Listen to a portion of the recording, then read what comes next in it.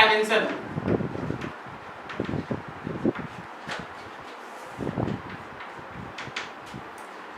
Generally nature में जो physical quantity exist करता है,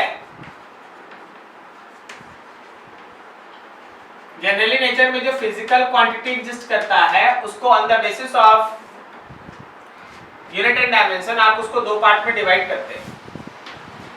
एक कहलाता है आपका फंडामेंटल फिजिकल क्वांटिटीज और दूसरा होता है हम लोगों के पास डिराइव्ड फिजिकल क्वांटिटी। ऑब्वियसली आप जानते हैं fundamental physical quantities are those having self existence, does not depends on other, self existence does not depends on other. Derived physical quantity must be derived by using fundamental physical quantity. एकदम छोटा छोटा words जो नाम सुनने के साथ दिमाग में आना चाहिए, बस हम वही लिख रहे हैं। तो डिराइव्ड उसको कहते हैं जो फंडामेंटल से बनता है। फंडामेंटल वो होता है जिसका खुद का रियल एग्जिस्टेंस होता है, वो किसी और के ऊपर डिपेंड नहीं करता, ठीक है ना। तो देखो हमारे पास जो फंडामेंटल फिजिकल क्वांटिटी है, फंडामेंटल फिजिकल क्वांटिटी, ये सब आप तुरंत जानते हैं, हम बस अपना काम स्टार्ट करें। फंडामेंटल फिजिकल क्वांटिटी है, उसका एसआई यूनिट है और उसका एक प्रॉपर डायमेंशन है, उसका एसआई यूनिट है और एक प्रॉपर डायमेंशन है, ठीक है। तो फंडामेंटल फिजिकल क्वांटिटी ऑब्वियसली आप जानते हैं मास है, लेंथ है, टाइम है, टेम्परेचर है, करंट है, अमाउंट ऑफ सब्सटेंस है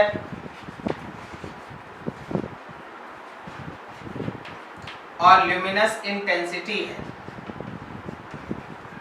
ल्यूमिनस इंटेंसिटी, ठीक है। अब जरा देखना इन सब के लिए, तो मास के लिए time, temperature, current, amount of substance है। मास के लिए आप केजी लिखते हैं, डायमेंशन में आप एम लिखते हैं। लेंथ के लिए आप मीटर लिखते हैं, डायमेंशन में एल लिखते हैं। टाइम के लिए आप सेकंड लिखते हैं, डायमेंशन में टी लिखते हैं। टेम्परेचर के लिए आप केल्विन लिखते हैं, यहाँ भी के लिखते हैं। करंट के लिए आप एम्पियर का ए लिखते हैं, यहाँ भी ये लिखते हैं। अमाउंट ऑफ सब्सटेंस में आप मोल लिखते हैं, यहाँ भी आप मोल लिखते हैं, ठीक है। Luminous intensity, candela and candela, ये सब आप जानते हैं, ये सब आप जानते हैं, ठीक है। अब उसके बाद जब आप डिराइव्ड फिजिकल क्वांटिटी का बात करते हैं तो डिराइव्ड फिजिकल क्वांटिटी में फंडामेंटल फिजिकल क्वांटिटी से आप अलग अलग क्वांटिटी को बनाते हैं, ठीक है। हर एक छोटा सा क्लू याद रखना, तुमको सब आता है। डिराइव्ड फिजिकल क्वांटिटी का एक फॉर्मूला होता है। जैसे हम तुमको बोलेंगे वॉल्यूम, तो तुम्हारे दिमाग में आएगा LBH या कोई भी डायमेंशन का क्यूब। तुमको हम बोलेंगे सपोज डेंसिटी, तो तुमको एक फॉर्मूला याद आएगा मास बाय वॉल्यूम। तुमको हम बोलेंगे एक्सेलरेशन, तो तुमको एक फॉर्मूला याद आएगा वेलोसिटी बाय टाइम। लेकिन अगर हम तुमसे बोलेंगे मास, क्या कोई फॉर्मूला याद आया? मास का कोई फॉर्मूला याद आया? अरे भाई इसका अपना एग्जिस्टेंस है, ये कोई फॉर्मूला बेस्ड क्वांटिटी नहीं है। लेकिन डिराइव्ड में कोई भी नाम ले लो, फोर्स, तुम तुम्हारे पास एक फॉर्मूला है mass into acceleration. Did you get this? क्या बोलना चाह रहे तुमको समझ में आ रहा? क्या बोले? डिराइव्ड जो भी बनता है फंडामेंटल से ही बनेगा। हाँ ठीक है ना। तो जो भी डिराइव्ड है वो फंडामेंटल से बनता है। इसलिए आप जब भी कोई डिराइव्ड फिजिकल क्वांटिटी का नाम लीजिएगा ना, एक फॉर्मूला होता है, उस फॉर्मूला में हमको क्वांटिटी भरना पड़ेगा, बस हमको आंसर आएगा। तो थोड़ा थोड़ा बेसिक चीज है, तुरंत खत्म करते हैं, समझते चलना। मान लो जैसे हम लोग के पास कोई एक डिराइव्ड फिजिकल क्वांटिटी है, उसका एक फॉर्मूला होगा, फिर उसका एक प्रॉपर यूनिट है और फिर उस यूनिट के बाद आप उसका डायमेंशन लिख सकते हैं। तो एकदम शॉर्टकट में आप देखिएगा, फटाफट समझिए। Derived physical quantity area, formula हो गया लेंथ इनटू ब्रेथ, यूनिट हो गया मीटर का स्क्वायर और डायमेंशन हो गया एल का स्क्वायर। मान लो हम लोग के पास है वॉल्यूम, तो LBH, यूनिट हो गया मीटर क्यूब और डायमेंशन हो गया लेंथ का क्यूब। क्या सही है ना? मान लो डेंसिटी है तो मास बाय वॉल्यूम केजी पर मीटर क्यूब और डायमेंशन हो गया m l पे पावर -3। मान लो हम लोग के पास है वेलोसिटी तो फॉर्मूला है डिस्प्लेसमेंट बिल्कुल सही, डिस्प्लेसमेंट बाय टाइम मीटर पर सेकंड 80 - 1। जो हमारा वेलोसिटी है आप स्पीड लिख सकते हैं डिस्टेंस बाय टाइम मीटर पर सेकंड अगेन 80 - 1। मान लो हम लोग के पास एक्सेलरेशन है तो acceleration velocity by time velocity by time unit हो गया मीटर पर सेकंड स्क्वायर और इसका डायमेंशन हो गया 80 - 2। बिल्कुल सही। अभी हम लोग मान लो बात करते हैं फोर्स का तो फोर्स है mass into acceleration. Mass into acceleration से हो गया केजी मीटर पर सेकंड स्क्वायर ml t - 2। सही है ना। इसी केजी पर मीटर स्क्वायर को आप न्यूटन लिखते हैं। फोर्स के बाद मान लो वर्क लिख दिए तो वर्क हो गया हम लोग का force into displacement. Force into displacement के बाद आप यूनिट लिख लिए केजी मीटर स्क्वायर पर सेकंड स्क्वायर और इसका डायमेंशन हो गया ml स्क्वायर t - 2। आप केजी मीटर स्क्वायर पर सेकंड स्क्वायर को लिख सकते हैं न्यूटन मीटर और इस न्यूटन मीटर को आप लिख सकते हैं जूल। सही है। वर्क के बाद अगला मान लो एनर्जी है। वर्क के बाद एनर्जी है तो एनर्जी को क्या लिख सकते हैं सेम एज वर्क तो लिख सकते हैं यहाँ पे केजी मीटर स्क्वायर पर सेकंड स्क्वायर या फिर डायमेंशन लिख सकते हैं ml स्क्वायर t - 2 और आप केजी मीटर स्क्वायर पर सेकंड स्क्वायर को फिर से लिख सकते हैं जूल। ठीक है। अगला बोलो जरा सोच सोच के बोलो पावर। पावर आप लिख सकते हैं work by time. Yes sir ml is -3। आप उसका यूनिट लिख सकते हैं केजी मीटर स्क्वायर सेकंड -3 और डायमेंशन लिख सकते हैं ml square t - 3। Kg metre square second -3 को आप लिख सकते हैं ना जूल पर सेकंड और जूल पर सेकंड का एक और नाम है ना वाट। मान लो अगला लिख दिए प्रेशर। प्रेशर लिखते हैं force by area. Force by ml -1 t - 2। Force by area unit हो गया केजी मीटर -1 सेकंड -2 डायमेंशन हो गया ml -1 t - 2 और इसी को आप लिखते हैं न्यूटन पर मीटर स्क्वायर और न्यूटन पर मीटर स्क्वायर को आप जानते हैं पास्कल। नाम याद है पास्कल। Yes sir. ठीक है। तो एकदम छोटा छोटा चीज है अभी बहुत बड़ा बड़ा चीज आएगा। अभी तो बहुत कोई बोल भी रहा है देखते आगे कब तक चलता है। ठीक है नोट करो इतना फिर आगे बढ़ते हैं फटाफट करो।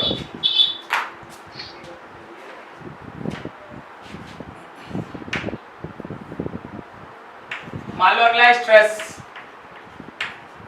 स्ट्रेस क्या सीधा लिख दे प्रेशर प्रेशर पे इक्वल हो जाएगा। सीधा लिख दे फोर्स बाय एरिया।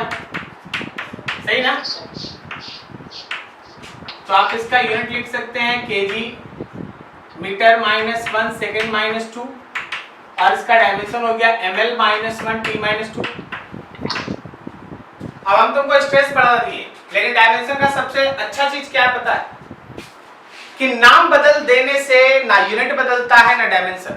मतलब अब चाहे आपका स्ट्रेस लॉन्गिट्यूडनल स्ट्रेस हो या लैटरल स्ट्रेस हो या नॉर्मल स्ट्रेस हो या टेंजेंशियल स्ट्रेस हो अगर वो स्ट्रेस है तो उसका डायमेंशन सेम है। क्या सही है ना। तो stress can be longitudinal stress तो भी सेम लैटरल स्ट्रेस तो भी सेम शियरिंग स्ट्रेस तो भी सेम टेंजेंशियल स्ट्रेस तो भी सेम एंड सो ऑन। ठीक है। अब एक चीज समझना यहीं पे हम थोड़ा तुमको इलास्टिसिटी का कुछ कॉन्सेप्ट दे दें। क्या आपको याद है ऐसा कि coefficient of elasticity is equal to stress by strain होता है। याद आया? Yes sir. कोई हमको ये बता सकता है कि स्ट्रेन का डायमेंशन क्या होता है? सर 1 होगा। स्ट्रेन का डायमेंशन 1, मतलब ये डायमेंशन लेस है, m not l not t not, ये डायमेंशन लेस है, स्ट्रेन डायमेंशन लेस है। तो तुमको तो एक और चीज मिलेगा ना, सारा कैंसिल हो जाएगा। तुमको एक और चीज मिलेगा ना कि कोएफिशिएंट ऑफ इलास्टिसिटी और स्ट्रेस दोनों बराबर है। So dimension of coefficient of elasticity is same as dimension of stress. Coefficient of elasticity का डायमेंशन स्ट्रेस के डायमेंशन के बराबर है, क्योंकि स्ट्रेन का डायमेंशन 1 होता है, डायमेंशन लेस होता है। क्लियर? Yes sir. सो जो स्ट्रेस का डायमेंशन है वही यंग्स मॉडुलस का भी डायमेंशन है, याद आ गया? वही बल्क मॉडुलस का भी डायमेंशन है, वही शियर मॉडुलस का भी डायमेंशन है, शियर मॉडुलस, वही कोएफिशिएंट ऑफ इलास्टिसिटी का भी डायमेंशन है, कोएफिशिएंट ऑफ इलास्टिसिटी, इसका अगला नाम मॉडुलस ऑफ इलास्टिसिटी का भी सेम डायमेंशन है, मॉडुलस ऑफ इलास्टिसिटी का भी सेम डायमेंशन है। तो एक बात पकड़ने का जरूरत है कि अगर मेरे फिजिकल क्वांटिटी का नाम बदला जाए केवल, तो डायमेंशन पे इसका कोई इफेक्ट नहीं पड़ता। ठीक है? जो आप देख रहे हैं, आप यहां देख रहे हैं ना स्ट्रेन का डायमेंशन, स्ट्रेन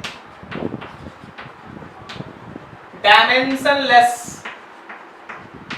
स्ट्रेन डायमेंशनलेस। तो याद रखना कि लॉन्गिट्यूडिनल स्ट्रेन भी डायमेंशनलेस, लैटरल स्ट्रेन भी dimensionless, volumetric strain dimensionless, shearing strain भी डायमेंशनलेस। तो देखो कितना सारा डायमेंशन यहां भरा पड़ा है बोर्ड पे। कोई भी इसमें से पूछेगा, बस भाई केवल ये याद कर लिया, m l -1 t -2 सब यही होगा। ठीक है? m l -1 t -2 सब यही होगा। अभी जरा और बताना, और बताना।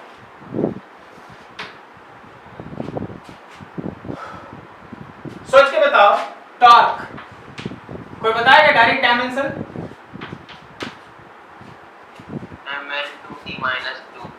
ml2t-2। वैसे आप इसका फॉर्मूला जानते हैं ना, F/r परपेंडिकुलर, यूनिट हो गया kg मीटर स्क्वायर पर सेकंड स्क्वायर, और इसका डायमेंशन हो गया ml² t-2, ml² t-2।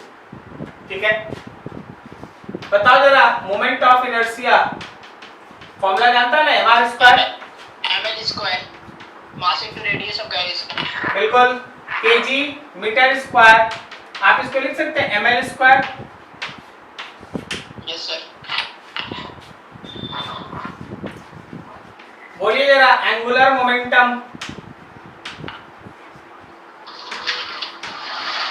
Sir ml² t-1। Formula लिखते हैं शॉर्टकट वाला, mvr, मास kg मीटर पर सेकेंड और फिर से 1 मीटर, तो हो गया kg मीटर स्क्वायर सेकेंड -1, आप लिख सकते हैं ml² t-1। t-1। Yes sir. ठीक है? कोएफिशिएंट ऑफ इलास्टिसिटी ईटा, बोलेगा कोई? Coefficient of viscosity. Coefficient of viscosity, elasticity तो उधर लिखी है, ml -1 t-1। ml -1 t-1। ठीक है? यूनिवर्सल ग्रेविटेशनल कांस्टेंट जी, कैपिटल जी।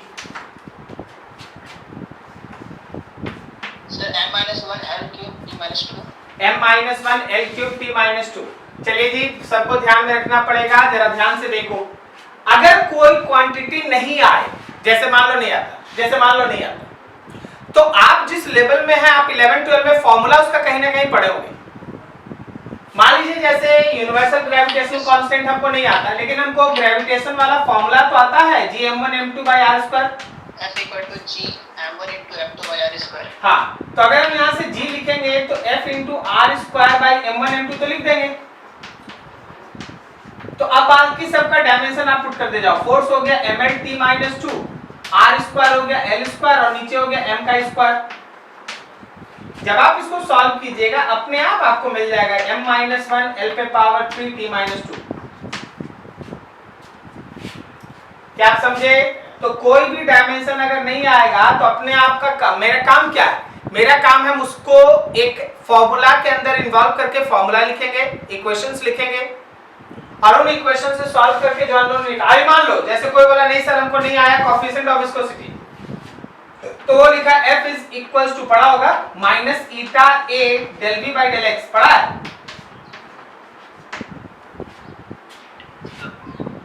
पढ़ा है? यस सर, पढ़े। तो यहां से क्या ईटा की जगह पे F × del x by A × del v लिख सकता है? तो फोर्स पुट कर दिए mlt-2, del x का मतलब है चेंज इन पोजीशन लेंथ, नीचे एरिया हो गया l² और del v हो गया lt-1। सॉल्व कर लेना, वही आ जाएगा। तो कोई भी ऐसा नया क्वांटिटी कुछ दिखाई दे दे जिसको आप नहीं जानते हैं, तो आप उसको फॉर्मूला इक्वेशन की मदद से निकालते हैं। चलो यहाँ तक नोट करो, अभी और भी बहुत सारा है, अभी बहुत कुछ सीखना है। ये सब तो वो चीज है जो आप लोअर क्लास में पढ़े, अभी देखिएगा आगे आप। Yes sir. Nuclear potential energy का डायमेंशनल फॉर्मूला बताओ तो। T-2। बस नाम से कोई फर्क नहीं पड़ता, बस एनर्जी का डायमेंशन बता दीजिए, हो गया काम।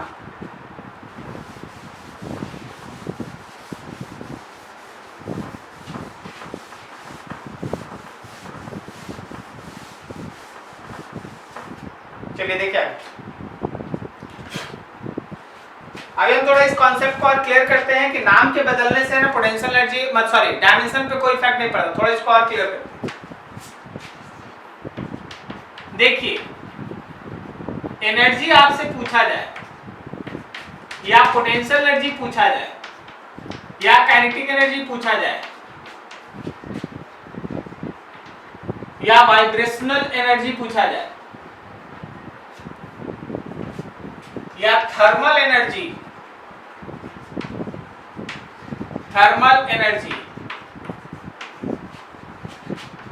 Gravitational potential energy, electrical potential energy, potential kinetic भी छोड़ दो, मैग्नेटिक एनर्जी,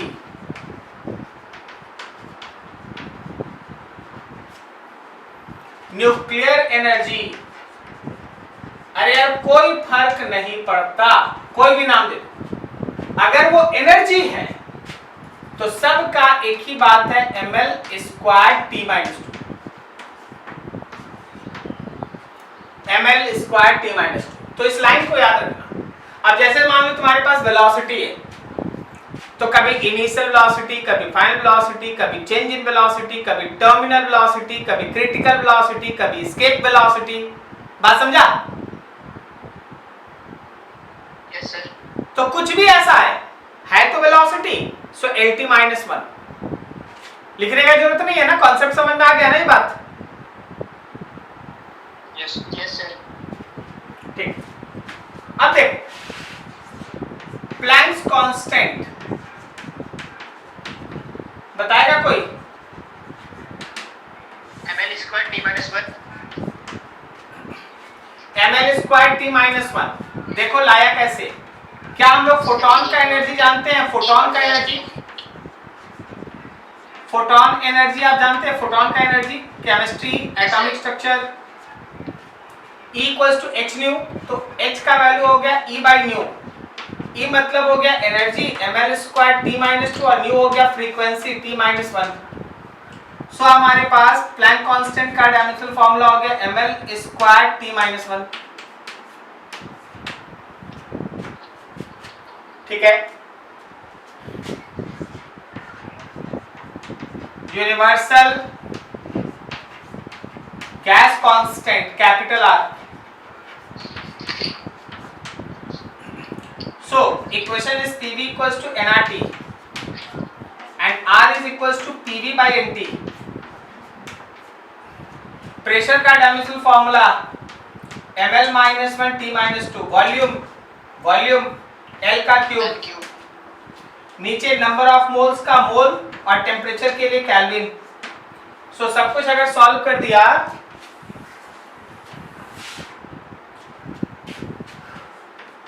तो R का डायमेंशनल फॉर्मूला आ गया ml² t-2 mole inverse kelvin inverse,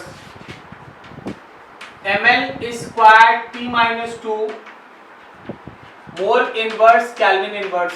this is the dimensional formula of universal gas constant. ठीक है,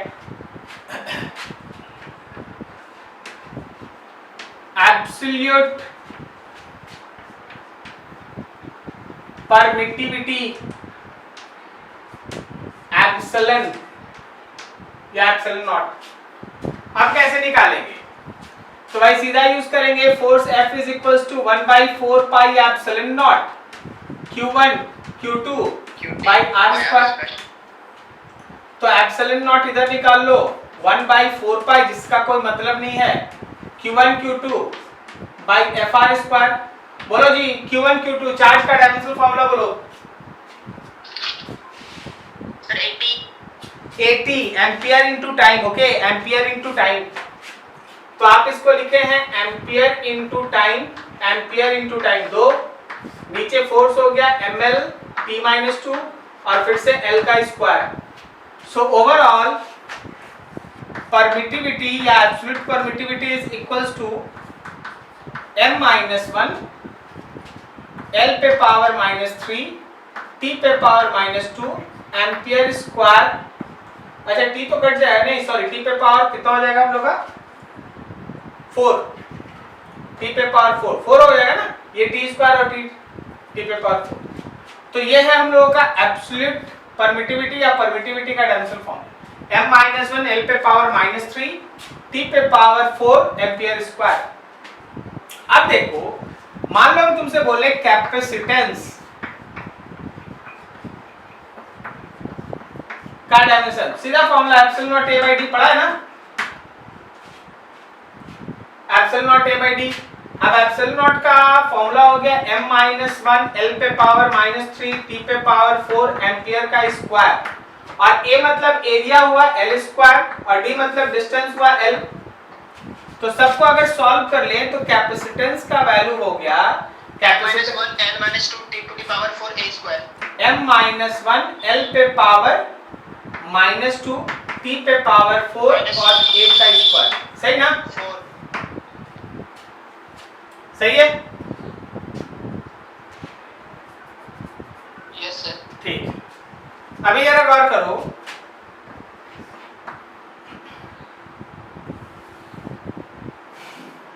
अगर हम तुमसे पूछ दें इलेक्ट्रिक फील्ड, सबसे पहले फॉर्मूला क्या लिख सकता है? Force by charge. फोर्स को लिख दिया ml-2 और चार्ज हो गया एम्पियर इनटू टाइम। सॉल्व कर दिए ml-3 एम्पियर का इनवर्स, ये इलेक्ट्रिक फील्ड है। अच्छा ग्रेविटेशनल फील्ड क्या सेम होगा या डिफरेंट होगा? जल्दी बोलो, जल्दी लिखने के पहले बोलो, ग्रेविटेशनल फील्ड सेम होगा या डिफरेंट होगा? डिफरेंट होगा। क्यों डिफरेंट? क्योंकि दोनों एक क्वांटिटी नहीं है, एक है फोर्स पर यूनिट चार्ज और दूसरा है फोर्स पर यूनिट मास। तो ये हो गया ml-2 by m, mm cancel, so it is LT minus 2 gravitational field. अगला देखो,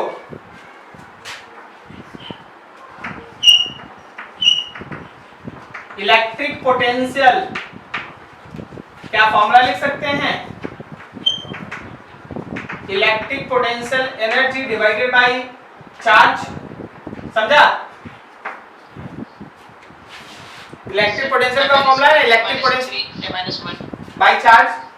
इलेक्ट्रिक पोटेंशियल एनर्जी हो गया ml स्क्वायर t माइनस 2 और चार्ज में हो गया फिर से एम्पियर इनटू टाइम, तो सॉल्व किए तो हो गया ml square t minus 3 ampere inverse, ml square t minus 3 ampere inverse. This is electric potential. अगला मानो ग्रेविटेशनल पोटेंशियल, क्या लिखते हैं? Gravitational potential energy per unit mass, so it is ml square t minus 2 by m cancel, so it is l square t minus 2।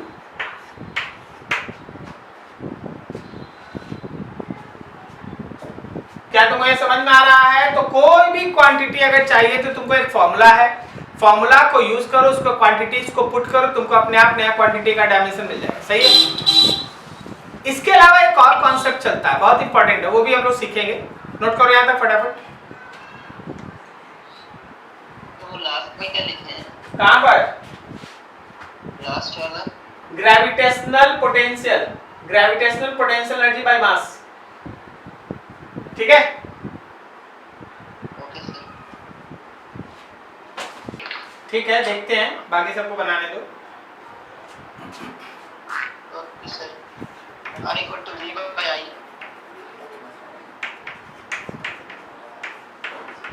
V by I, very good. तो V मतलब electric potential, ml square t, कितना था electric potential? ml square t minus 3 ampere inverse, t minus 3 ampere inverse और नीचे एक और ampere, तो r का डायमेंशनल फॉर्मूला हो गया ml square t minus 3 a minus 2। सही है? Yes sir.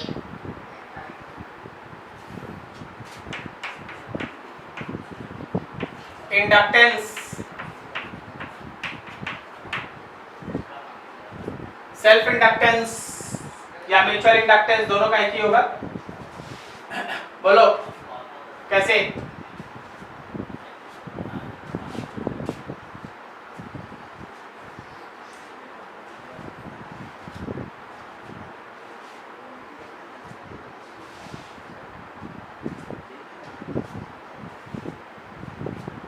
कैसे निकाल रहा है inductance? EMF equals to minus LdI by dt। Minus LdI by dt। L D I by D T. EMF मतलब क्या? वही पोटेंशियल। पोटेंशियल। अच्छा, उससे अलावा एक और फॉर्मूला भी मेरे दिमाग में है, क्या आपको याद है? मैग्नेटिक एनर्जी डेंसिटी होता है half L I square. Magnetic energy, magnetic potential energy जो स्टोर होता है, क्या उसको लिखते हैं? Half L I square. याद है आपको? आइसोलेनाइड के अंदर अगर करंट फ्लो कर रहा है तो क्या हम लोग लिखते हैं? Magnetic potential energy is equal to half L I square. तो क्या यहाँ L लिख सकते हैं 2u बाई आई स्क्वायर? 2 छोड़ दीजिए, u है potential energy ml square t minus 2 और नीचे आई स्क्वायर मतलब एम्पियर इनवर्स, एम्पियर स्क्वायर। तो हमारे सेल्फ इंडक्टेंस का हो गया ml square t minus 2 ampere minus 2। सही है? ये L आ गया।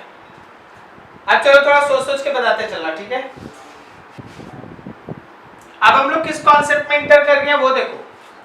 मतलब आपको एक फॉर्मूला के अंदर से है ना इन सब क्वांटिटी को निकालना, और फॉर्मूला का सिलेक्शन ऐसे करना है कि उसके अंदर सब चीज आपको आए।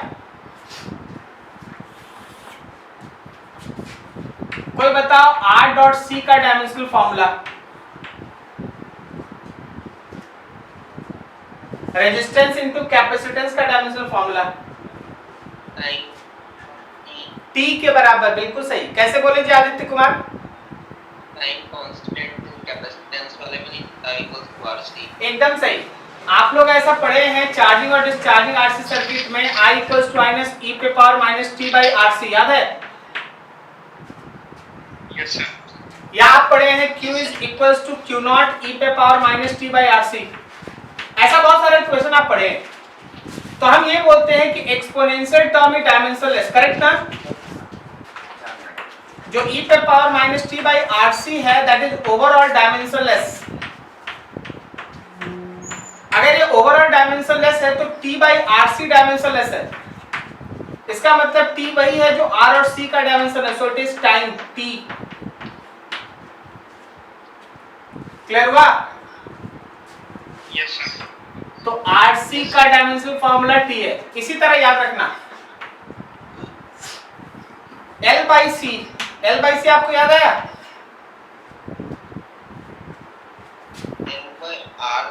हाँ sorry L by R। This is again M not L not T के बराबर होगा। चलो कोई सोच के बताना। What is dimensional formula of epsilon not and mu naught? इसका डायमेंशनल फॉर्मूला बताओ।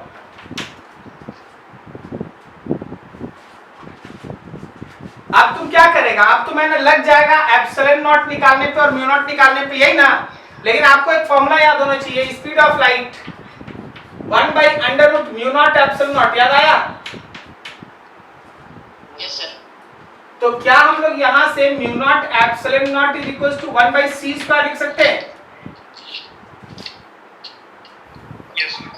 और 1 बाई c स्क्वायर का मतलब हो गया 1 बाई lt माइनस 1 का स्क्वायर, तो मतलब l पे पावर माइनस 2 और t पे power 2। This is your answer. क्या आप समझे? Yes sir.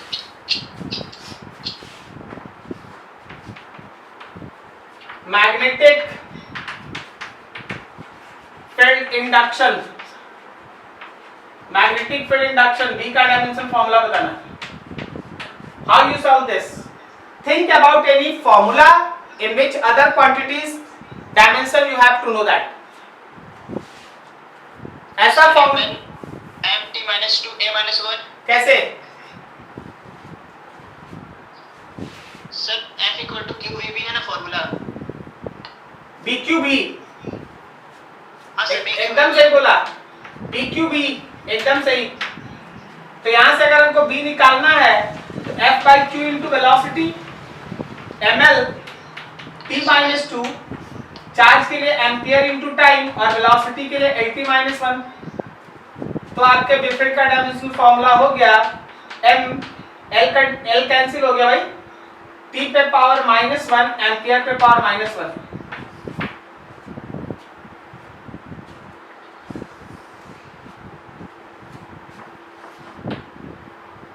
डायमेंशन ऑफ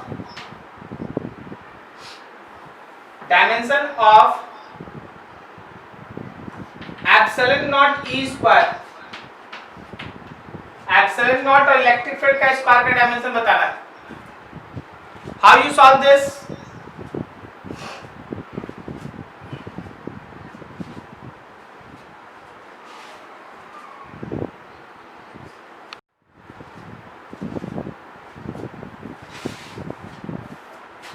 आपको याद है इलेक्ट्रिक फील्ड के एनर्जी डेंसिटी का फॉर्मूला? Electric field energy density is 1 by 2 epsilon naught e square, मिल गया ना? तो एप्सिलॉन नॉट e स्क्वायर का जो डायमेंशन है वो एनर्जी डेंसिटी का डायमेंशन होगा। एनर्जी डेंसिटी का मतलब हो गया एनर्जी पर यूनिट वॉल्यूम, यही ना? So it is ml minus 1 t minus 2। I hope so आपको एक कॉन्सेप्ट मिल गया है कि कोई भी डायमेंशन निकालने का तरीका क्या है। सही है। अब कुछ भी आएगा, कोई भी डायमेंशन रहेगा, आप इसको सॉल्व कीजिएगा। आप थोड़ा हम लोग डायमेंशन का एप्लीकेशन देख लें, उसका भी एक इंपॉर्टेंट काम है। चलो नोट करो फटाफट, अब अगला पढ़ें। सर लुमिनस और इल्यूमिनस का डायमेंशन सेम होता है क्या? देखो एक्चुअली है ना, ल्यूमिनस जो आप इंटेंसिटी का बात करते हैं ना, वो इंटेंसिटी का डायमेंशन। इंटेंसिटी का मतलब क्या होता है? इंटेंसिटी का मतलब होता है आपका power per unit area. Power में आप एनर्जी पर यूनिट टाइम भी बोल सकते हैं, तो आप बोल सकते हैं energy per unit time per unit area, intensity. तो वो ल्यूमिनस इंटेंसिटी है। ल्यूमिनस नाम है क्योंकि वो लाइट का इफेक्ट है। इंटेंसिटी एक्चुअली उसका डायमेंशन है। सर M-3 होगा। अब वो तो हम लोग को निकाल के देख लेना पड़ेगा जैसा हो।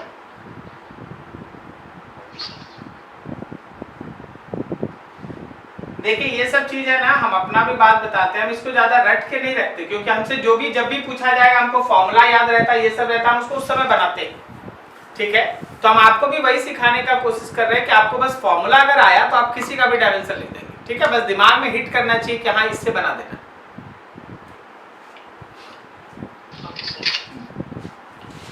देखिए कांस्टेंट, वो न्यूक्लियर एनर्जी है ना, रेडियो एक्टिविटी आप पढ़े?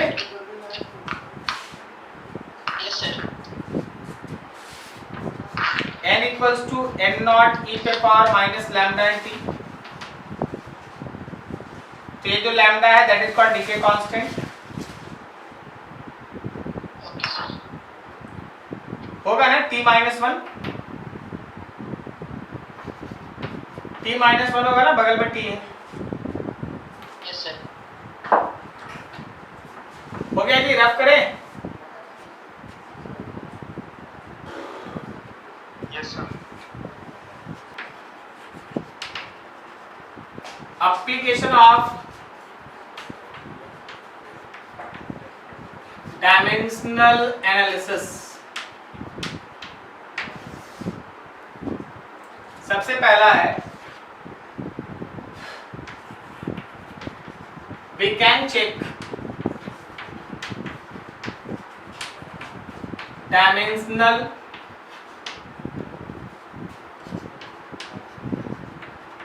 correctness of any given equation, physical equation.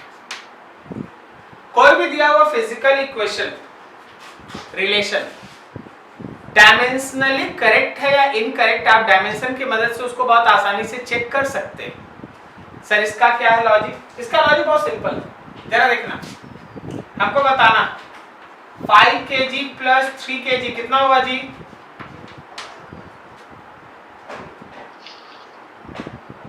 अरे बोलो। ठीक। और ये 5 kg प्लस 3 मीटर कितना हुआ जी?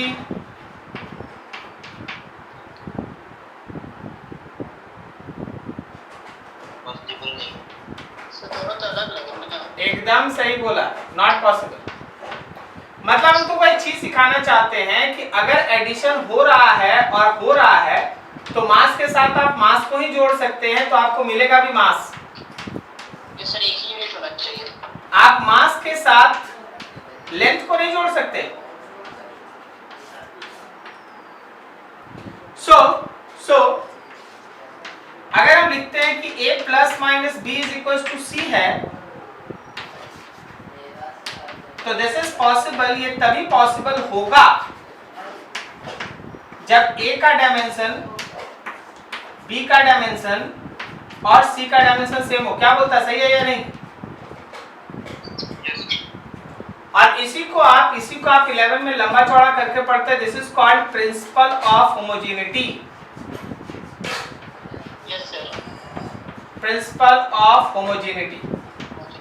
प्रिंसिपल ऑफ होमोजेनिटी तुमको ये सिखाता है, प्रिंसिपल ऑफ होमोजेनिटी तुमको ये सिखाता है कि सेम डायमेंशन का टर्म ही आप आपस में ऐड या सब्सट्रैक्ट कर सकते हैं to get same dimensional term. Velocity में वेलोसिटी को ही जोड़ा या घटाया जा सकता है और तब आपको वेलोसिटी ही मिलेगा। फोर्स में आप फोर्स को ही ऐड कर सकते हैं, तब आपको फोर्स ही मिलेगा। फोर्स में आप वेलोसिटी ऐड नहीं कर सकते। हम ऐड और सब्सट्रैक्ट का बात कर रहे हैं, क्या आप मल्टीप्लाई और डिवाइड का बात कर रहे हैं? नहीं, हम किसका बात कर रहे हैं? ऐड और सब्सट्रैक्ट करने का। Same dimensional term can be added और subtracted to get same dimensional term. क्या तुमको समझ में आया बात? Yes, sir. सो आप देखो इसका यूज क्या है। मान लो जैसे तुमसे कोई बोल दिया चेक डायमेंशनल करेक्टनेस ऑफ एक इक्वेशन तुमको दे दिए, बोले देखो भाई f is equals to 6 pi eta r भी स्क्वायर है, इसको चेक करो ये डायमेंशन करेक्ट है और इनकरेक्ट। तो क्या करेंगे? LHS लिए, LHS में फोर्स था, फोर्स का डायमेंशन लिख दिए ml t-2। फिर RHS लिए, RHS में हमको डायमेंशन लिखना है ईटा r और v स्क्वायर का। 6 पाई से कोई मतलब नहीं। ईटा मतलब coefficient of viscosity, ml -1 t-1, r मतलब रेडियस और v का स्क्वायर मतलब l स्क्वायर t-2। जब हम सबको सॉल्व किए तो it comes to be m l square t-3। क्या ये दोनों बराबर है? नहीं। सिंस मेरा LHS का डायमेंशन और RHS का डायमेंशन मेरा सेम नहीं है, so it is dimensionally incorrect. Dimensionally ये इनकरेक्ट है। तो डायमेंशन ऐसे चेक करते हैं। अब इसका जो दूसरा फेमस टाइप ऑफ क्वेश्चन है वो देखो।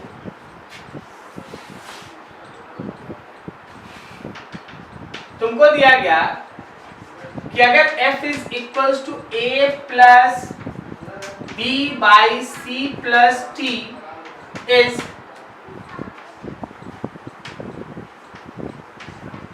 डायमेंशनली करेक्ट, वेयर f क्या है? तो भाई फोर्स है और t क्या है? तो टाइम है। तो हम लोगों को a का डायमेंशन, b का डायमेंशन और c का डायमेंशन हम लोगों को निकालना है। बोलो कैसे? कैसे निकालेगा? देख के बता सकता है कोई? देख के बता सकता है? What is the dimension of c?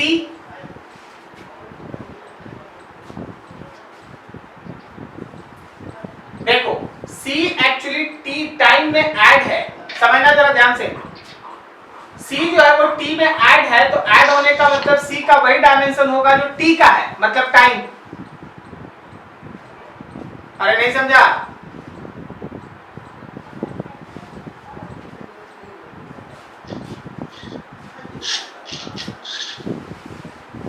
समझा या नहीं? t का डायमेंशन का टाइम दिया हुआ है। क्या बोला? t का डायमेंशन टाइम कहाँ ऐसा मेंशन है? अरे निकालना है, निकालना।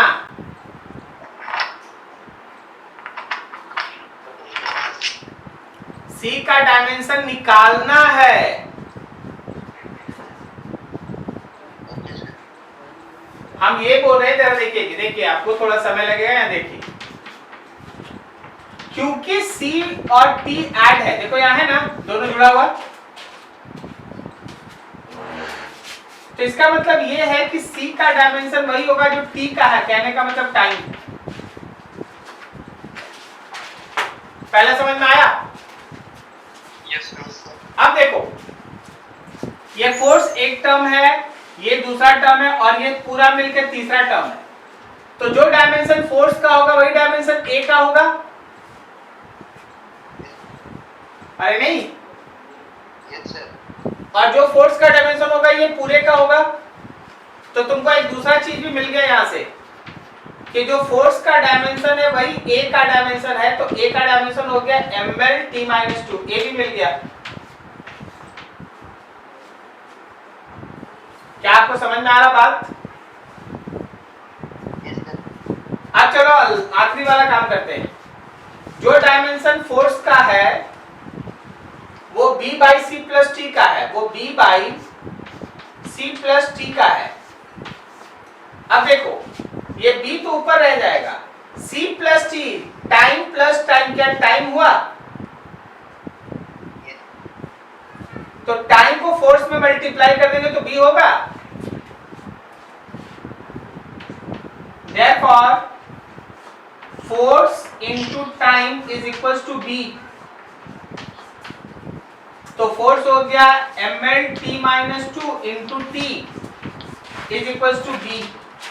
तो आपके b का डायमेंशन हो गया, b का डायमेंशन हो गया -1। ml t minus 1। Yes sir. क्या आपको समझ में आया? Yes, sir. Yes sir. देखो सपोज तुम्हारे पास ऐसे लिखा है कि velocity is equals to b plus X by C plus A T square. If b is velocity, x is position and t is time, तो तुमको a, b एंड c इसका डायमेंशन बताना है।